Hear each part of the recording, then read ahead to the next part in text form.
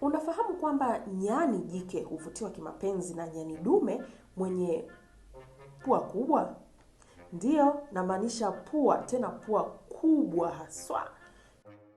Jike hupenda nyani dume wenye pua kubwa, ambapo wale wenye pua yenye urefu wa hadi sentimita 17 wanadaiwa kuwa na mvuto kingono.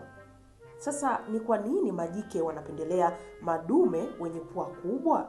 Utafiti unaonyesha kwamba nyani wenye pua kubwa wana miili na korodani kubwa, na kwamba ukubwa wa pua unaathiri ubora wa sauti za madume, ambapo hutumia pua zao kubwa kutoa sauti na kuvutia wenzi. Pua zao kimsingi ni kipimo cha ufanisi katika kuzaa, na kwa kuzingatia hili, madume wenye pua kubwa huwa na majike wengi zaidi katika himaya zao.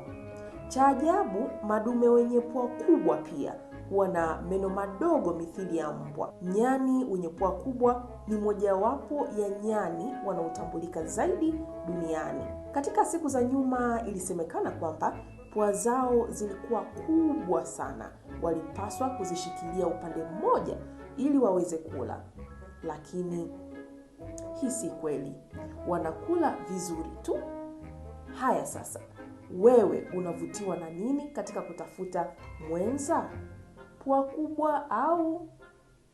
Ninasoma maoni yako hapo chini.